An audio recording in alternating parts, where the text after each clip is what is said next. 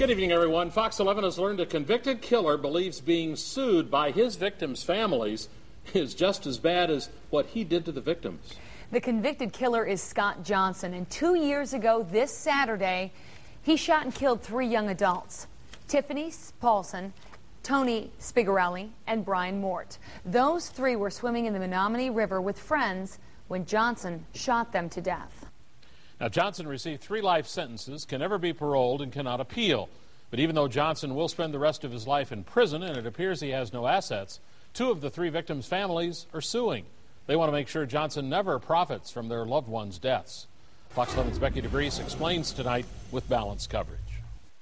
Not too far from the train bridge where the fatal shootings happened 2 years ago stands a memorial to the 3 lives lost: Tiffany Paulson, Tony Spigarelli, and Brian Mort.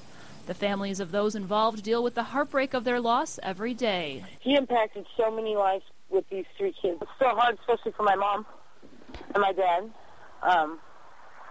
And the kids, because they're so young, they don't understand that. In Dickinson County, Michigan court, 2 lawsuits have been filed, one by the Mort family, the other on behalf of the Spigarellis. The fear was that Mr. Johnson would somehow try to sell his story, make a lot of money with some type of story to a magazine or write a book.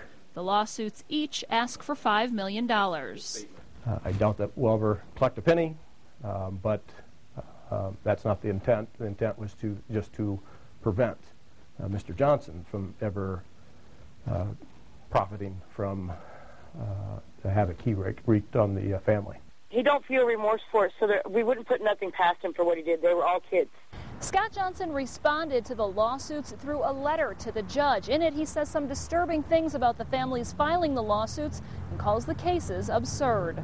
Johnson goes on to say of the families, quote, "Their actions are just as vile as what I did on that day at the train bridge."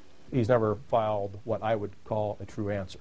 He's just completely in the dark, and so am I. Scott Johnson's mother says her son finds the civil suits confusing, and she cannot find a lawyer to help explain what's going on. It's been 2 years, and I can't understand why someone would want to open up all the old wounds, instead of trying for everybody to heal. Because Scott Johnson has not filed a traditional court response, the attorney acting on behalf of the Mort and Spigarelli's families has asked the judge to grant the families what they are asking for in the initial complaint. A hearing on the case is set for next